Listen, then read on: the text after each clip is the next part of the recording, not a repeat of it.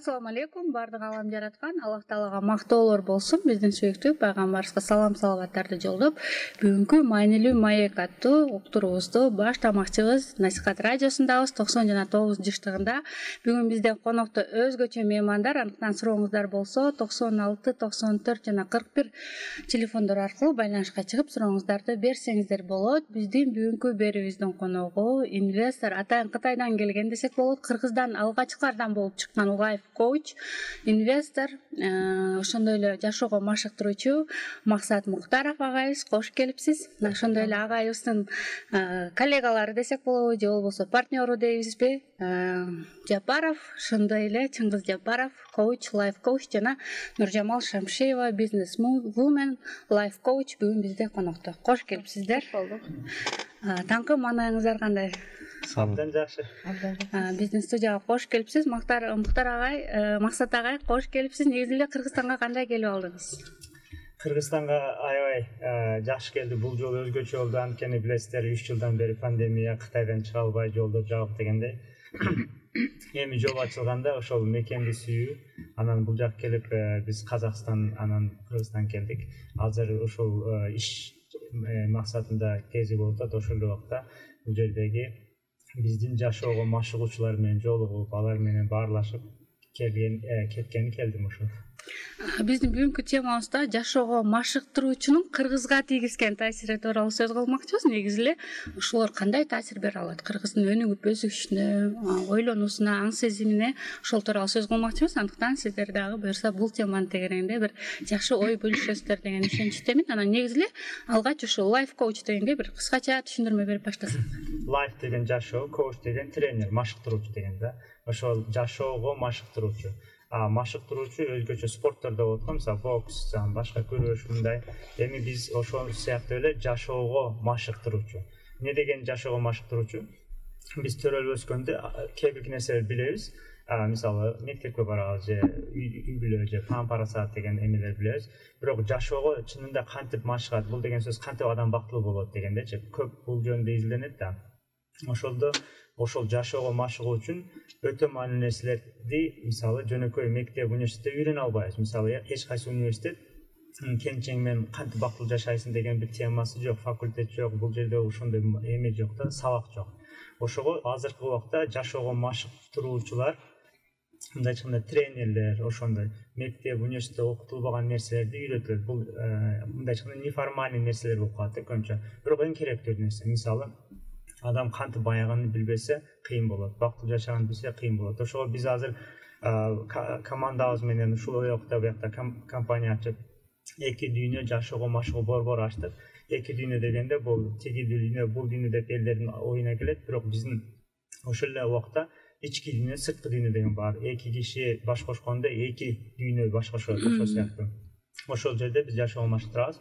Life Coach деген ошо жашоого машыгуу. Ар тараптуу. Бизде азыр 4 тараптуу болот. Биринчиси жеке өнүгүү. Өзү инсандык өнүгүү болуп калат. Инсандык өнүгүү, өзүнүн өнүгүүсү ар тараптуу, физикалык, физиологический, анан психологический, анан духовный бүт жагы керет. Экинчиси үй бүлөлүк бакыт. Бул үй бүлөлүк бакытта буну окуш керек да. Буну жөн эле баягындай биз наугат деп коет го, мындай. Жашай, туш келди эле жашап атабыз да, мисалыча, көргөнүбүздө кылып, бунун өзүнчө чоң университети болуш керек да.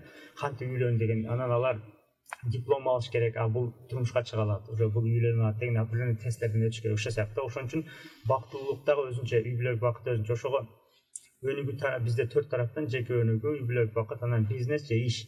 Ишти дагы жакшы өнүш керек, акча тапканды кандай билиш керек, анан коомдогу. Эгер бир адам ушунан бирөөсү аксап калса, башкалардын таасир берет. Ошого биз мындан кийин 4 тараптуу өнүгүүгө баштадык. Элдер менен азыр ошондой шакирттерибиз бар, тренингдерди ошо 4 тараптуу жактан өнүктүрүүгө баштадык. Чыңгыз мырзага берим келип жатат. Көпчүлүк убакыттан бери ушул атайын техниканын негизинде бир курстарды уюштуруп келесиз. Негизи эле ошол курстар адамдын өзгөрүүсүнө кандай таасир берип келет? Сиз сатыш жөнүндө сурап атасызбы? Негизи эле ушул өзгөрүү, биздин өзгөрүүлөр. Негизи Life Coach'тун дагы бир моменти бар. обычно психологко адамдар барат го. Адамдар обычно какой-то проблема, кандайдыр проблема болгондо кайрылат да. Лайф коучка ансыз деле кайрылсаңыз болот. Психологдордун кылган ишин да өзүбүздүн кээ бир техникаларыбыз бар, аны менен кылабыз. Плюс андан сырткары негизги жумушу лайф коучтун азыркы деңгээлден адамдын жогору деңгээлге чыгаруу. Лайф коуч ошол жашоого ошол азыр мындай подсознательно жашап келатабыз да, ата энебиз эмнени бааласа ошону баалайбыз, ошол бойдон келатабыз. Бир жогорку тепкичке чыгыш үчүн ал мурдагы адаттардан дейбизби, мурдагы подсознаниедеги калып калган установкалардан дейбизби, ошолордон арылып бир жогорку деңгээлге чыгаруу. Ошондо өзгөрүүлөр байкалат бекен? Сөзсүз түрдө өзгөчө мен үйрөтүп келген Кыргызстанда ошол эс ачкыч деген техникабыз бар. Бул биздин Максат агай Кыргызстанга киргизген алгачкы эме подсознание боюнча өтө керемет техника да, илимдин эменин негизинде. Бул адамдын күнүмдүк жашоосунда подсознаниеси 95% контролдойт. Мындайча айтканда, сиз 5% 24 сааттын ичинде акылыңызды колдоносуз. То есть бир чечим чыгарганда, китеп окуганда, тренингге катышканда, сүйлөшкөндө бул учурда акылды колдонобуз. Калган иштерде, мисалы, мен 34 жашка толом жакында. Мен 1 жашымда баскан болсом, мен 33 жылдан бери басып жүрөм да, бирок ойлонбой эле акыл калчабай элем да, мисалы. Ушул сыяктуу көп нерселер бар. И ошол подсознанияга ошол эле учурда туура эмес установкалар, коркуулар, ар кандай кызганыч, көрө албас жаман эмоциялар деп коелу. Ушундайлар орноп калган болот. Мына ошолордон арылуу мүмкүн. Ошолордон арылтып жатабыз десек болот. Чоң рахмат. Нуржамал эжеге да суроо узаткым келип жатат. Жашоого машыктыруучудан негизи ошолордон өзүңүзгө бир кандайдыр бир пайда алып, ошондон соң сиз дагы бир лайф коуч болсоңуз керек. Ооба, мен жашоодон биринчи лайф коуч дегенди негизи эле түшүнбөйт болчумун. Максат Муктаров агайга чейин көптөн тренингтерге катыштым, окууларга бардым, окудум, китептерди окуп жүрдүм. Анан ошо агайдын ошо дүйнө жүзүн кыдырып, Германия, Америка мамлекеттеринде жүрүп келгенин анан жайла берип калды Жалал Абад шаарында. Ушундай Америкадан келген адам тренинг өтөт экен деп. Анан ошо Америкадан келген деген нерсе мага кызык болду. Сен ал жактан бизге келип чындап эле дүйнөдө таанылган адамдар болсо, тем более кыргыз адам кел бизге тренинг өтөт десе, анан кызыгып бардым да. Анан жөнөкөй барбасам керек эле. Барып агайды угуп отуруп, көбүнчөсү мен суроо бердим агайга. Кайра суроо бере бердим. Сенде мен издеген нерселерди агайдан чыгып атты да. Сен көп китептерди күнү-түнү китеп окусам, канча өнүктүрүүгө бардым, кымбат тренингтерге бардым. Бирок агайдан берип аткан маалыматы мага өтө баалуу болду. Кызык жер, анан консультация алдым. Ошондо жашоого машыктырууну мен ошо агайдан билдим, действительно. Анан келип агайдын сабагын алып алып, дайыма угучу элем. Угуп чындап жашоом адамдын ичин ачат экен. Бул жашоого машыктыруу деген, бул адамда, мисалы адам сырттан ичи болуп бөлүнөт экен. Адам ичи 80% болсо, сырткы нерсе 20% экен да. Бирок биз сыртты 80% алып ичибизди деп карабайт экенбиз, сырт менен эле күрөшө берет экенбиз. Мен ошо сырт менен күрөшкөн инсан катары, эми ишкерлер өз сырт менен күрөшөт. Дайыма сыртка чыгып кетебиз, сыртта кол менен болобуз, бирок ичибиздеги көп бизнесмендер, ишкерлер, миллиардерлер деги эле кол менен иштеген адамдар жеке өзүнүн үйүнө келгенде толук кандуу бактылуу боло албайт. Бул ачык чындык. Анан мен ошо агайдын сабагына баргандан кийин, сабактарын окугандан кийин, мен даже ошол агайдын токтоболго чейин ээрчип келдим. Сенде бир түз эфирибизде бар, сенден мен бир нерсе издедим да, сенде ушу мен жашоо болсо бардыгы эле материалдык жактан жетиштүүмүн, ички дүйнөмдө бир нерсе ойготту да. Ойготкон агайды издеп, бишекке чейин келип суроолорума жооп алып, анан партнер болуп калдык. Мен да тема коердо көп ойлондум да, агайдын көп темалары бар, бирок ошолордун ичинен негедир ушул кыргызга деген себеби, сиз кыргыз тилинде бергениңиз менен ошо өзгөчө да. Анан бүгүнкү теманы Нуржамал эже мисалы менен эле далилдеп койду окшойт. Кыргызга тийгизген таасири кандай экенин. Андыктан мындай адамдын изденип жүрүүсү дайыма ашыкча болбойт. Анан агайдын да бир темаларынын өзгөчөлүгү ушул мусулманга да бул тиешелүү сапат ыраазычылык билдирүү. Ыраазычылык билдирүү менен биз көп ийгиликтерге жетебиз деп. Жана негизи ушул темага да бир кыскача түшүндүрмө берип кетсеңиз. Ыраазычылык билдирүү эми биз баягы биз динди билебиз, анан мындай сөз бар го диндечи. Эме шүгүр ныматты көбөйтөт деген туурабы. Мен көп хадис аяттарды билет элем. Анан бирок аны жөнүндө мындай жаттап алган сыяктуу болот эле да. Анан бирөө айтса билем деп өтүп кете беребиз. Анан жашоого машыктырууда мен ушуну таптым. Ошол хадис же аяттарды мындай жөнүнө айтып өтүп кетпей, мындай ачыш керек экен, түшүнүш керек экен. Мисалы, разычылык деген, мисалы, биз билебиз да баарыбыз шүгүр ниматты көбөйтөт. Баарыбыз билебиз, туурабы? Эми диний тармакта жүргөндөр баары билет. Кандай түшүнөбүз, мынтип өтүп кетебиз. Шүгүр кылыш керек экен, Кудайга шүгүр дейбиз. Азыр мисалы баарыбыз сиз айтыңыз, Кудайга шүгүр деңизчи. Кудайга шүгүр. Кудайга шүгүр десеңиз, бир какой-то сезим болду. Анан бул сезим ошо Кудайга шүгүр дегендин сезими эмес да. Кудайга шүгүр дегендин сезими, мен сизге айтам, сизге биз компания подарка кылабыз, $20,000 алыңыз деп, каалаганыңызга колдонуңуз десе, кандай сүйүнүч пайда болот ичиңизде? Башкача сезимдер. Башкача сезим. Ошо Кудайга шүгүр дегенде ошол сезим ойгонуш керек эле да. Бизде ал сезим болбойт да.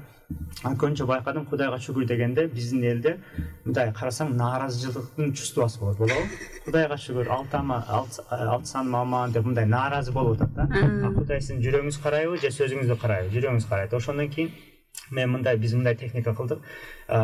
Кудайга шүгүр эмес, жазып атканда, Кудайга шүгүр деп айтсаңыз, баягы подсознательный бизге эме болуп атпайбы? Аны сөзүн бир аз өзгөртөбүз. Мен ушунчалык ыраазымын жана абдан кубанычтамын деп айтабыз. Ал жерде жүрөгүңүздө сезим ойгондо Кудай сизде ошол сезимди карайт да. Ошондо чыныгы сезим пайда болот. Бул кандай болду? Мен мисалы Москвада иштеп жүргөндө, иштеп атам, айлыгым жакшы, $5,000, $10,000 чейин чыгат, бирок нааразымын да. Көрсөм мен ошого байып аптым. Ыраазычылык билдирген эмес. Анан менин бир байкем бар, ал аябай мультимиллионер. Анан кийин азыр ойлоп барсам, ал мындай $100 тапса деле аябай сүйүнүп ошону айтып берет эле да. Мен $100 тапсам нааразымын дейм, $100 депчи барып табайын, баалабайм. Көрсө байлар баягындай жумот деп коебуз го, мындай өзүнүн эме. Аны байкасам байлар ошол кичинекей акчаны барктайт, баалайт экен. Жөнөкөй элдер мындай 2,000 сом болсо, эми аз акчам барды, акча жетпей атат, нааразы болот экен да. Ошон үчүн бир адам байыш үчүн ыраазы болуш керек ошо акчасына. Үй бүлөсү болсо, келинчегине ыраазы болсо, келинчеги өзгөрөт. Жолдошуна ыраазы болсо, жолдошу өзгөрөт. Ошо ыраазычылык менен өнүгүү болот экен. Анан ыраазычылык менен башка адамды өзгөртөт экен. Менде мындай ситуация болду. Келинчегимдин бир поведениясыны мындай жактырбайт элем, мындай айтканда, неге андай кылбай деп, анан кийин ыраазычылык жаза баштадым. Күнүгө мен ушунчалык ыраазымын жана кубанычтамын деп туруп, келинчегимдин жанакы поведениясынын тескерисин айтат эле. Мисалы, мага маани бербесе, мага абдан маани берет деп жазам да. Хотя ал маани бербейт, мен оюмчачы. Анан 2-3 ай өткөндөн кийин ал өзгөрүп калды. Ага айттым да, сен ушундай ыраазычылык билдиргенден кийин өзгөрүп калдың, мен итак эле ошондой элем дейт да. Ошондой эки ситуация болчу да. Ал же өзгөрдү, өзү байкабай калды, же ал өзгөрбөдү, менин оюм өзгөрдү. Аягында проблема болбой калды. Ошого ыраазычылык, кыскачасы айтканда, ыраазычылык адамды өнүктүрөт. Же мындай ыраазы болгонуңуз нерсеңиз өнүгө берет, ыраазы болбогон нерсеңиз өнүкпөй калат. Аябай жалып кылып, нааразы боло берсеңиз, ал нерсе колуңуздан кетип калат. Ушундай бир көрүнбөгөн закон бар. Биздин бир сабактан угуп калдым эле, кыйынчылык болуп жатабы, альхамдулилля деп айткыла депчи, кыйынчылык болуп жатабы, альхамдулилля дегиле депчи. Анан аңсыңардай дайыма ыраазычылык билдирүү менен да биз ийгиликтерге жете алат экенбиз. Балким силер да мисалыңыздар менен ушул сөздү толуктап коесуздар. Максут байкенин мурдатан бери берип келген бир мисалы бар. Ошону мындай легенда сыяктуу айтып берели. Көчөдө баратсам, бир тилемчи бар экен. Анан жардам берип кетиңиздер тиги бул дейт. Анан обычно биз тыйын беребиз го. Карасак тыйын жок экен. Портмонени ачсак эң майдасы 100 сом экен. Анан 100 сомду монтип бердим дагы кетип атсам, сен Максат Муктардын партнерсуң дейт. Ооба дейт. Уялбайсың дейт. 100 сом эле бересиң дейт. Анан да карайм да, койчу деп ага теңелбей кетерейин десем, баягы нагыла кайра келип, уялбайсың, бер келе дагы 100 сомду ушинтип тартат да мисалы. Анан мен жинип келип кетет да, кой бер деп туруп, келер тиги 100 сом дагы сага жакшылык жакпайт экен тема бар, алам дагы кетип калам. Эми барып жолдон бурулуп, бияка бурулсам дагы бир тилемчи эже отурат, 2 баласы менен. Анан жанагы портмонени салайын деп атам, кой салбайлы, ушуга берейинчи, андан берсем, ал мындай карап, бир 100 сомду карайт, бир мени карайт, аябай ыраазы болуп атат да. Сизге чоң рахмат, мага бүгүн даже бир эч ким 10 сом берген жок, сиз сразу 100 сом берип атасыз дейт. Анан мындай карап, ал да таанып калыптыр, сиз Максат Муктардын партнерсиз, аябай ыраазымын сизге, Аллах ыраазы болсун, ушундай деп. Аябай ыраазы болду. Азыр мен балдарыма пирожка алып берем дейт. Пирожка 30 сомдон. Мына 2 балаңызга алып бересизби, жок, үйдө дагы 3 балам бар дейт. 5 баласы бар экен. 30 сомдон 150 сом болот. Анан мен ушунчалык сүйүнгөн көрөм дагы, карасам дагы 100 сом бар экен. Дагы 100 сом берип туруп, өзү дагы кош жагасың деп кетип калам. Бул ошол тилемчилер мындайча биз ушундай сабыштыруу менен айтканда 100 сом бул биздин ээ болгон нерселерибиз. Аялыбыз, күйөөбүз, ээ болгон нерселерибиз, үйүбүз, машинабыз не болсо, билимибиз, акылыбыз не болсо, ошо Кудай таала берген да, биз туулганда нөл келгенбиз. Эч нерсе жок. Туулгандан кийин анын ата энеси пайда болуп атат. То есть эч нерсебиз жок келип атабыз, нөлдөн берип атат Кудай. Буга аябай мындай жата калып, тура калып, ыраазы болсок орду да. Бирок биз жашоодо ушул нерселерди кээде мындай байкабай калабыз да. Ыраазычылык, бактылуу болуу бул осознанностьтон келет. Мындайча айтканда, ошону баамдап жетүүдөн, баам парасат дейт го. Бул жерде баам парасат деген тема жөнүндө сүйлөшүп калдык эле энд. Баам парасатты биз обычно адамдарга кылабыз. Кой уят дейбиз да. Үйүбүздү тазалайбыз. Жок, мындан кийин баам парасатты Кудай таалаага кылынат. Болду. Кудай эмне дейт? Эл эмне дейт эмес, Кудай эмне дейт. Бул Ушунча нерселерди уят эмес түшүгүр кылбайсың деген. Ошол сыяктуу баам парасат ал жака болуш керек дегендей да. Жакшы тема болду. Негизи эле сиз да мисалыңыз менен бөлүшө кетсеңиз балки. Бул ыраазычылык, чыныгы ыраазычылык, ыраазычылыктын эки түрү болот экен. Мен өзүмдүн жашоомдо, практикамда негизи жашоодо ыраазы болуп жашаш керек дегенди окуй эле жүрөбүз. Анан чыныгы жашоо машыктырууда чыныгы ыраазычылыкты сезгениңден кийин бул чыныгы ыраазычылыкта башкача көрө баштайсың. Ошол эле нерсени угасың, же ошол эле жашоону башкача жашап каласың. Башкача жашап калгандай аламдын ичинде бир алам болот экен да. Ыраазычылыкты эгер инсан жакшы түшүнүп алган болсо, сөзсүз анын алам ичинде бир чоң бир алам чыгат. Анан ошол эле көрүп жашап аткан жолдошу, же аялы, же баласы, же эле коом, деги эле кайсыл жерде жашабасың, кандай үйдө жашабасың, кандай кийимде болбосун, аны башкача ыраазычылык менен мамиле кылып калат да, башкача көрүп калат. Максат Муктар агай айткандай, келинчегимди башкача көрүп калды. Мен ошондой эле болчумун деген себеп, мурун башкача нерсе, башкача ыраазы болгон да, бул ыраазычылыгы чыныгы ыраазычылык болгон үчүн ичинден ошону башкача көрүп калды да. Ошону мен өзүм да байкадым, бир туугандарыман, ата энемен, деги эле мен бир туугандарым сүйлөсө, бир жерсине жакпаган үчүн мен анча уга албайт элем да. Анан мен бир туугандарыма өтө ыраазы болуп баштадым да, байкеме. Деги байке менен агайдын айтканынан кийин маани берип баштадыңыз да. Жашоо машыккандан бери, машыкканыма 4 жыл болуп калды. Чындап машыккан бул башка нерсе экен. Мен бир сабакты кайра бир эле сааттык сабакты кээде 3 жыл бою угуш керек экен. 3 жыл бою дегенде балким 100 жолу, балким 1000 жолу уксаңыз, ошондо маанисин жакшы түшүнүп, анан аткара баштайт экен. Ошондо мен маани бере баштадым. Мурундай түшүндүм деп ойлойт экен да, түшүнгөн ал эмес экен да, маани берип, ошону ыраазы болуп угуп, анан ошону мындай сезгениңде ыраазычылык ар бир нерсеге ыраазы боло баштайт экен. Байкемди ошондон кийин аны байке болгон үчүн жакшы көрүп калдым.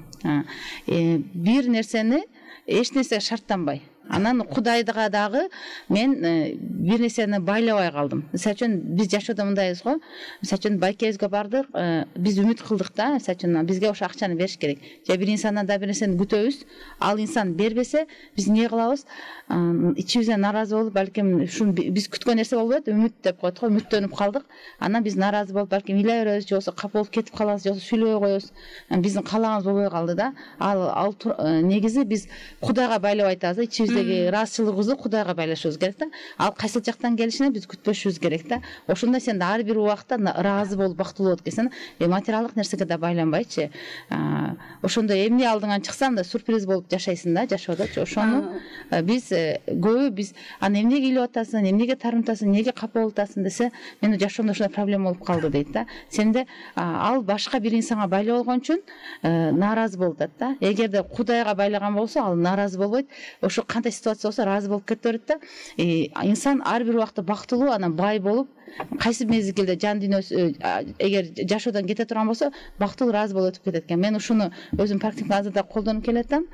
Кайсы бир азыр ушул нерсени жакшы түшүнгөн болсо, ошо эфирден көрөрмандар, анда бул нерсени кармап калат деп ойлоймун. Бул ыраазычылык билдирүү дегенде ошол негизи эле амал кылуу да, сөздүн ачыгы негизи эле бир нерсеге амал кылуу, айтылган хадистерге амал кылуу дегендей мааниде түшүнүп. Ошол жерде мен биз коучингге келгенде бир аз мындай дежурный сөз болуп калат да, биз амал кылышыбыз керек, ниеттер амалдарга жараша деп айтып өтүп кетебиз, бирок буну мынтип айтпаш керек деп ойлойм да, буну токтотуш керек да, бул аябай чоң тема да. Мисалы сиз айтасыз амал кылуу деген, амал кылыш үчүн бир адам баягы түшүнүш керек анычы. Бир адам түшүнбөй калса, жага түшүнүп жетпесе амал кылыш кыйын да. Мисалы намаз кылса бир айтат, эмнеге намаз кылам? Эгер буга жообу жок болсо, анда ал намаз кылбайт мисалычы. Ошого мындай биринчи очередь балага же бир эмеге, мындай адамга түшүндүрүш үчүн биринчи ошо эмне үчүн ошону кылыш керек. Бир адам биринчи ошо эмне үчүн эмесине жооп берсе, өзүнүн жообу болсо ошондо эле калат. Мисалы бүгүн студияда турабыз, туурабы? Сиз эртең менен турдуңуз, сиз билесиз бияка эмне үчүн келгениңизди, жообуңуз бар. Биз дагы эмне үчүн өзүгө жооп берген үчүн биякта отурабыз. Эгер эмне үчүн өзүгө жооп жок болсо, анда биз келмеген эмеспиз да. Ошол сыяктуу мен мындай айтмакмын да, баягы жөнөкөй биздин айтып күнүмдүк айтып турган жол амал деп айтып атабыз көп. Аракет кылыш керек, амал кылыш керек, монда. Булар сөздөр аябай мындай өтүп кетет да. Булар чоң сөздөр. Булардын ичин ачыш керек, токтотуш керек. Бул эмне деген сөз? Амал кыл деген эмне деген сөз? Ошонтип деталь түшүнгөндө адам түшүндүм деп анан оңой кылат. Түшүнүүгө лайф коучтар буюрса таасир берет деп коюңуз. Мен деле өзү баягы диний нерсе билгенден кийин буну жакшы түшүнбөптүм да. Жашоого машыккандан кийин, ал жерде техникалар үйрөнгөндөн кийин көрсө, мисалы мындай шкатулка бар, үстүндө бир хадис бар да, мындай ичини билбейт экен, мындай жөн эле окуп коюп кетет экен. Анан жашоого машыкканда, бунун мааниси мындай турбайбы деп үйрөнүп, шкатулканы ичине салам да, маанисин анан жаап коем, ошол сыяктуу. Бир меттер ичинде калат деп коюңуз. Балалык оюндар. Суроо деп коюңуз, эмне үчүн деп жана агайдын дайыр өзгөчөсү, бир ушул кантип деген суроого жооп издебегиле деген исми аябай өзгөчө таасир берген. Анан балким угармандарыбызга да ушуну балким сиз өзүңүздүн оозуңуздан уксак. Мен мисалы кыскача айтканда, мен мисалы бат айтып коем, балким түшүнүш үчүн, балким биздин тренингдерден деталь түшүнүп алыш мүмкүн, анткени азыр убактыбыз аз болгон үчүн. Адамда 3 суроо болот да. Адамда эмне үчүн, кантип деген.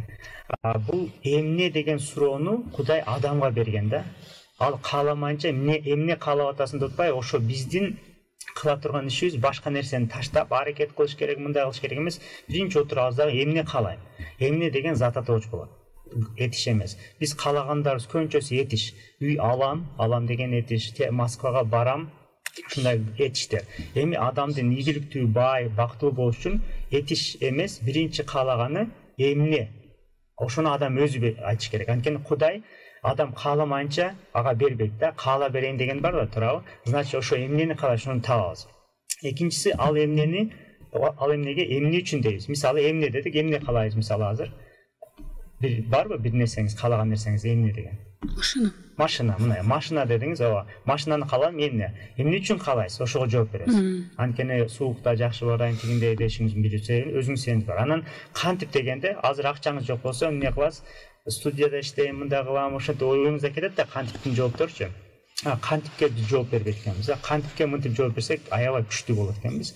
Мен билбейм, бирок ошол болот, ошону каалайм, ошого ишенем. Буну мен чечмеледим. Мен билбейм деген келечекти билбейбиз. Биз чынында эле кантип машинаңызды эч ким билбейт, туурабы? Келечекти билбейбиз. Анда ачык болобуз. Билем десеңиз, могу студиядан кыламсыз, өзүңүз шарттанып атасыз буяка.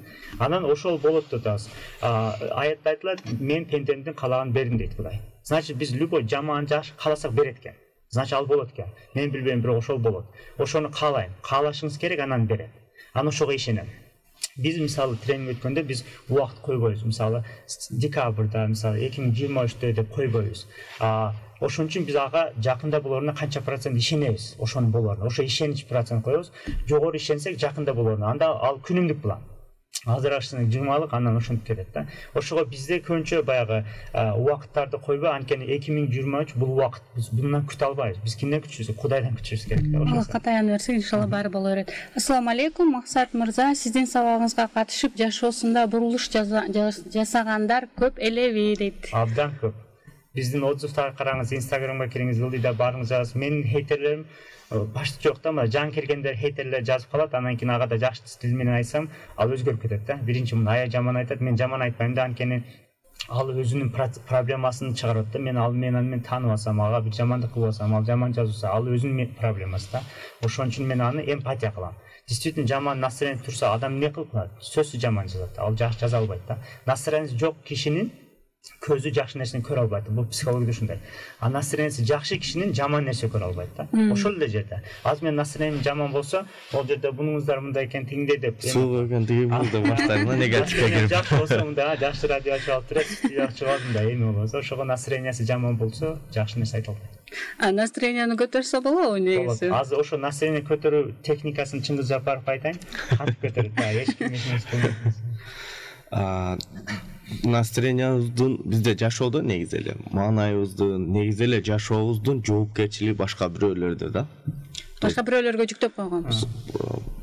Башка бирөөлөргө, буюмдарга, нерселерге боюмда сыртка таратып салганбыз. Мисалы, бытовой бир кыргыз, карапайым биз элибизден бирөөсү, мисалы, бактылуу болуш үчүн аялы айтканы болуш керек, күйөөсү акча таап келиш керек, баласы 5 алып келиш керек, начальник жакшы мамиле кылыш керек. Бунун баардыгы болгондо, птичка коюп келип баардыгы болгондо анан бактылуу болот да. Ага чейин жүрө берет мындайча айтканда. То есть жоопкерчиликти биринчи өзүнө алат. Жоопкерчиликте эң маанилүү нерсе бар. Маанай көпчүлүк учурда ожиданиядан келет, күтүүдөн келет да. Биз мындайча айтканда күтүүлөрүбүздүн курмандыгыбыз. Harry Browne деген бир автор бар. Өлөрдөн мурда кызына кат жазып кетет. Анан баягы кайтыш болот, башка болот, анан ушул эмени бир ситуация болуп, маанай жок отуруп, жана катты ачып окуйт. Анан кызым дейт, ушул түшүнүктү аябай жакшы түшүнсөң, жашооңдо мындай переворот болуп кетет. Жашооңдо аябай дайыма бактылуу болосуң. Ушул сыяктуу бир сөз. Nobody owes you anything. Англисчеси ушундай. Сага эч ким бир нерсе кылып бергенге карыздар эмес, милдеттүү эмес. Бул түшүнүктү мындай жакшы түшүнүш керек.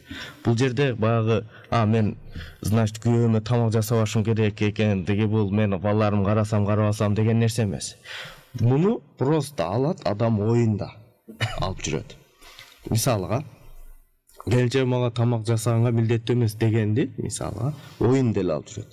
Ал келинчегине барып айтпайт, сен мага милдеттүү эмессиң же башка жак, бул барып мен сага акча тапкан милдетим дебейт. Просто оюнда алып жүрөт. Муну жакшы түшүнүш керек да, себеби ушундай түшүнүп алгандар бар.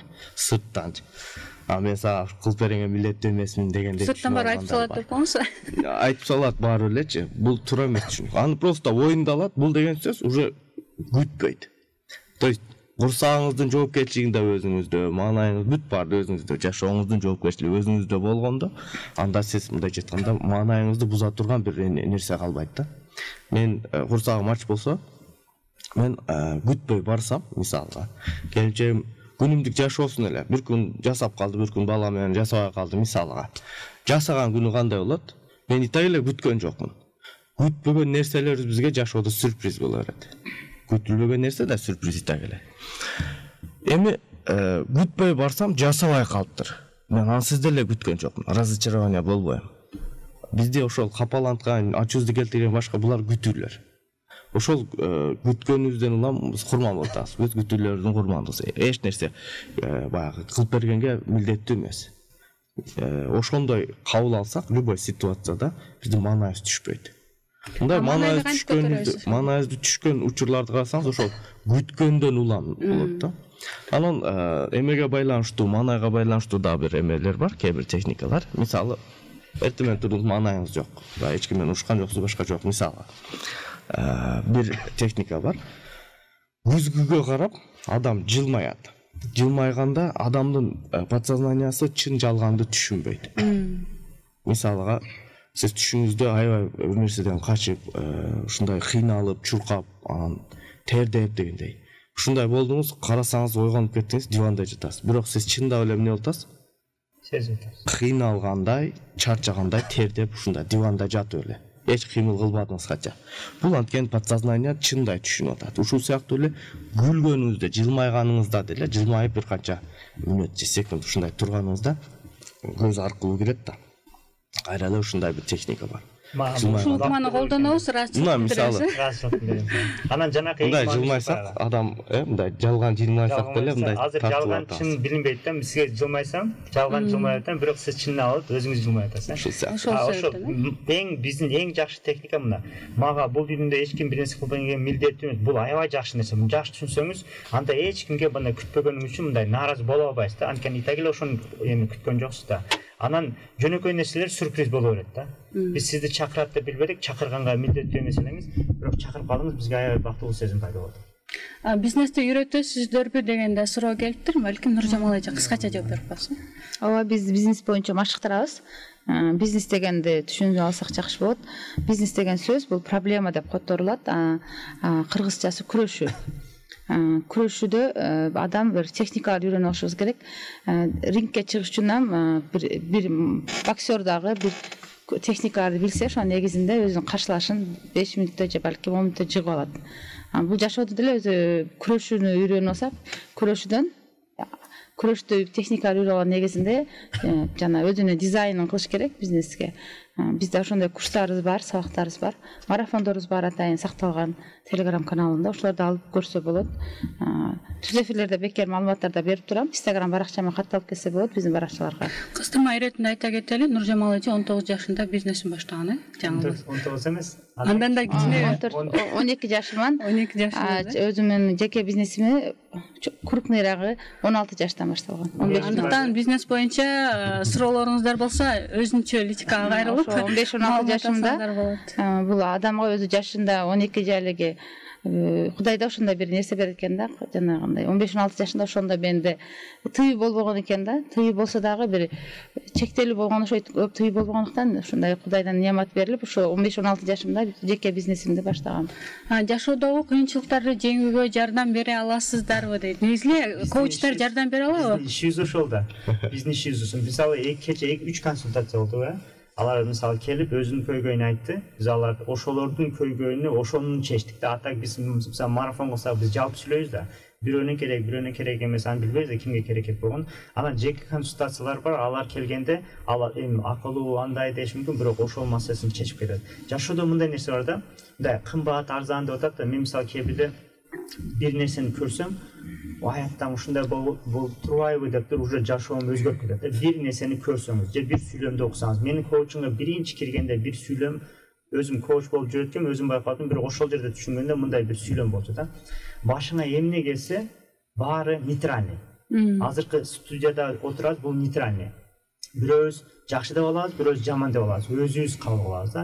Ошол сүйлөм өтө маанилүү. Ошол сүйлөмдөн башталды да мача. Ошон үчүн баардык нерсени нейтральный караш керек. Жакшы да эмес, жаман да эмес. Жаратылыш нейтральный, орто. Анан адам өзү бул жакшы экен, жаман экен деп айтат. Особенно өзүнү сүйбөгөндөр, өзүнү сыйламагандар элдин жакшы дейт, жаман дейт да.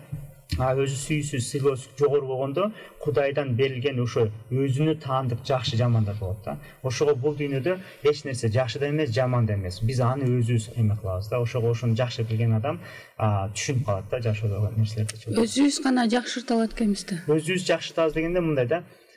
Мына жашоого машыгуу деп атпайбызбы, жеке өнүгүү деп атпайбызбы. Бул жерде мындай түшүнүш керек да, бизде көп элде сүйлөгөндө башкаларды кошуп сүйлөйт.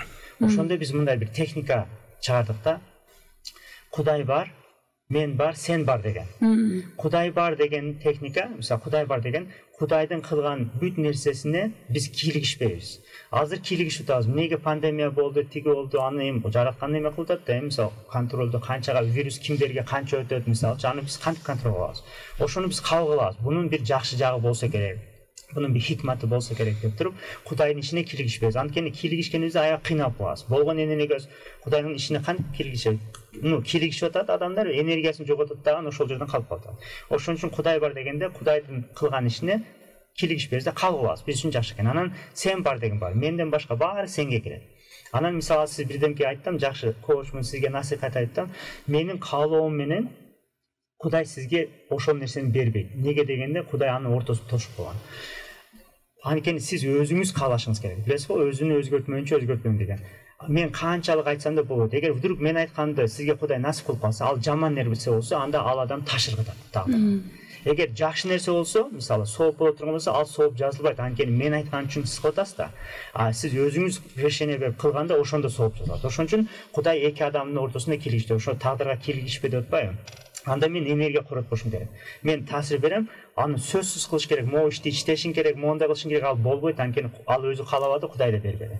Ошого ал кишиге да киргизсем, анын бүт энергиям өзүмө калат, өзүм жоопкерчилик. Анда мен бар дегенге жана айтып кеткендей, мен мисалы тамак жейм келсе, мен өзүм тамак жасабайм дейди, келинчемсе, аны жасаттырганды үйрөнүшүм керек. Мисалы гүл алып келсемби, подарка берсем, качан болсо ошону кылыш керек. Анткени бул курсак меники болгон үчүн мен жоопкерчилик алам ошо сыяктуу. Ушу адамда калгонун кантип койготсок болот? Илимге илим алуусуна, кызыгуусуна, жашоосун өзгөртүүсү келгенге калгонун кантип өзгөртө алабыз? Адамдын ичинде каалоосу менен төрөлөт. Любой баланы караңыз, мисалы могул жерде турса, бул жерде бүт кыдырып салат, мындай. Любопытство деген бар го, ал адамда бар. Бирок убакыт өткөн сайын тыюулар салынды, илим жок, урушат, мисалы ата-энебиз эле психолог эмес, детский психолог эмес. Түшүнбөйт да, буга мындай кылсам азыр шагысынып калат. Аны ойлонбойт, ал кадимкидей жашай берет. Анан коучинг болгондо, бир коучинг дегенде бир эле тренинг, бизнес андай эмес, бул действительно жашоого машык керек да. Балаңызды азыр мисалы биз дагы аябай жакшы техникаларды билебиз. Мисалы атасы кызынын шагынын сындырат же принцесса кылып өстүрөт. Бул атасы таасир берет экен. Апасы кызынын шагын сындыра албайт. Апасы эркек баласынын шагын сындырып коет экен да. Ошон үчүн аталар кызыны сен кызымсың да деп эме кылат. 5 алып келдиң, мына подарка эмес, подарка бере берет, кучакта бер деме, кыз айтат да, мага эмнеге бердиңиз? Мен 5 албадым го дейт. Жок, сен 5 алган не важно, сен менин кызымсың да деп туруп бере берет. Ошондо принцесса өсүп чыгат. А балага, эркек балага апасы ошондой кылыш керек.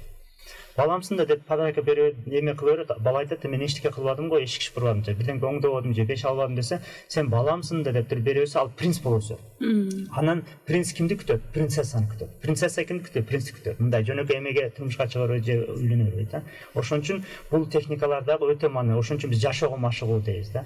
Да, бир суроо келиптир. Духовный жактан өсүп өнүүгө кандай ыкмалар бар дейт. Духовный жактан мен өзүмдүн личный духовный жагы, Кудайга ишеничим жогору, баягы Кудайдын хадис аяттарын жакшы түшүнүп, ошолорго уже мындай амал кыла баштаганым, аларды жакшы түшүнгөнүмдөн. Мындай ичканда жашоого машыгуу ошол нерсеге аябай жардам берет. Анткени тиги нерсени жаттап алса, түшүнбөсө ал функция иштебей калат да. А түшүнгөндөн кийин анан сезет, акасы мындай турбайбы деп. Азыр мисалы мен Кудайдан суранганда мен аябай ишенем да, мындай Кудай мени көрүп турат. Азыр баарыбыз көрүп турат, туурабы? Биз көрүп турат дейбиз, бирок ишенбей калабыз да. Көрүп турса аны мына сезет, анда азыр эле Кудайга айтабыз. Мына түз эфирде айтам, мен бул Кыргызстанга келдим, ушул тармакты өнүктүрүп, элдердин бүт тармак, 4 тармактуу өнүгүүсүн аябай каалап атам. Ошон үчүн бул студия чыгып калды жолго, Кудай көрсөтүп атат. Анан дагы тренингдерге болот, анан ушундай себептер болот. Бирок бул каалоонун кетет. Кудай менин тилегимди кабыл кылат. Мен ага ишенем. Ошон үчүн мынтип өсүп кетет. Ошого духовностька дагы сөзсүз лайф коучинг жардам берет. Кандай болсо дагы мен көп ойлонуп калам да, эң биринчи аят ушу Икра деп түшкөн да, оку деп, анан бул жөндөн жөн түшпөсө керек деп, бул мен өзүмдүн акылымдын деңгээлинде ойлоном. Себеби адам дайыма изденүү үстүндө жүрсө, бактылуулукка да жетет экен, мындай иманы да күч болот экен. Анан сиздер да ушул жакта ойлонбойсуздарбы? Негизи эле Икра деп жөндөн жөн түшпөгөн болсо керек. Мындай Икра деген оку деп сөйлөйбүз да, кантип китеп окуш керек, университетке барыш керек, мектепте илим алыш керек. Жок, Икра деген, оку деген любой, азыр мен сизди окутам. Сиз өзүнчө бир китепсиз да, мындай карап туруп. Оку деген сөз ал жердеги нерсе уже дүйнөнү тааны деген да. Жашоого машык деген сыяктуу да, мындай тааны белдерди карап. Сөз китеп окуу эмес, мындай жашооңузду анализ кылыңыз. Мындай жашап атасыз, канча акчаңыз бар, эмне кылып атасыз, мындай окуйсуз да жашооңузду. Бул жерде значит мындай болбойт экен деп туруп, эмне каалап атам, аны чыгарасыз. Сөзсүз илимден келет да көп нерсе. Ошонлорго таасир бергенге жардам берет деп окуйм. Ошол биздин эми бар да. Бизде мындай түшүнүк бар. Өзү Кудай 2 китеп жиберген. Бирөөсү Куран Керим, мындай Кудайдын китеби Куран Керим, анан кайнат китап деп коет го, аламдын китеби, жаратылыштын китеби. Бул биология, астрономия, ошо физика, математика. Буну да Кудайдын китеби. Бул баягы буну европейцтер таптыр эмес, бул итакеле бар да, бул биология бар. Анда мындай илимди аны эме таштабаш керек. Анткени ал илимди түшүнбөсөңүз кантип тефеккур кыласыз? Кантип Кудайга субханаллах, ушундай турбайбы деп кантип айтасыз? Анткени сиз биологияны билип атасыз.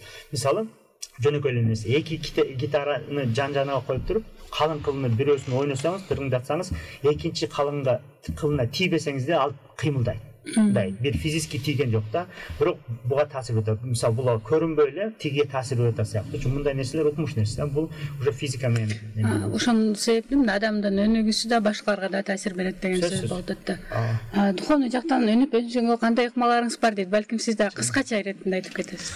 Духовный жактан дегенде адамдар азыр Кудайга шүгүр мындай сабаты жоюлуп эле калды көп эле дин тарабынан. Бирок суть ошол жерде ал нерселердин ичин түшүнүү экен да. Биз көп макалдарды билебиз, көп аяттарды, көп хадистерди билебиз. Элди айтам, жалпы биз ичинде. Бирок аны жашабаганыбыздын себеби түшүнбөгөнүбүздө, ичин түшүнбөгөнүбүздө. Жана эле айттым мына. Ичин түшүнүүгө аң сезимди өзгөртүш керек болот. Ичин түшүнүү жалпак тилде болуш керек. Сиз сүйлөшүп аткан тилде болуш керек. Бизде мисалы китеп кооз адабий тилде мисалы турабы. Түшүнбөйбүз эмес. Немесин түшүнөбүз, бирок ичин мондай анализдеп эметип түшүнүш керек экен да. Аны именно жалпак тилде, сүйлөшкөн тилде эметкенде ушундай.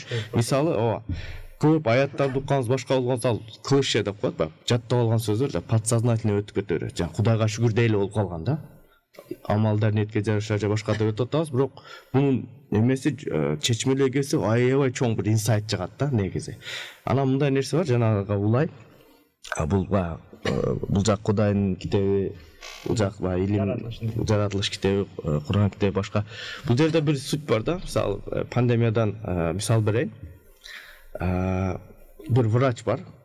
Врач айтты, то есть эмеде колуңарды жуугула, антисептик колдонгула, маска тагынгыла, ушинтип коргонгула деди да. Анан психолог айтты, бардыгы настройдон деди да. Настройду жакшы кылгыла, оорубайсыңар, ушунда эме болот депчи.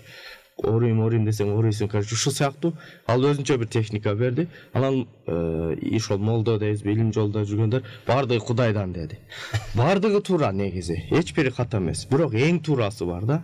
Эң туурасы колуңузду жуасыз, антисептик колдосуз, маска тагасыз, настройду оңдойсуз, анан Кудайга таштайсыз. Ичемден алыш керек деген. Бирок бизде суть эмне болуп атат? Врач молдону укпайт, молдо психологду укпайт, психолог аны укпайт, ушундай да. Жок, бул да Кудайдын илими, бул да Кудайдын илими, бардыгы эмне Кудайдын адамы. Бул тиги дүйнөдө калып калган, берки өзүдө калып калган, ушундай да. Жок, баары бир болуш керек. Бул да Кудайга алып барат.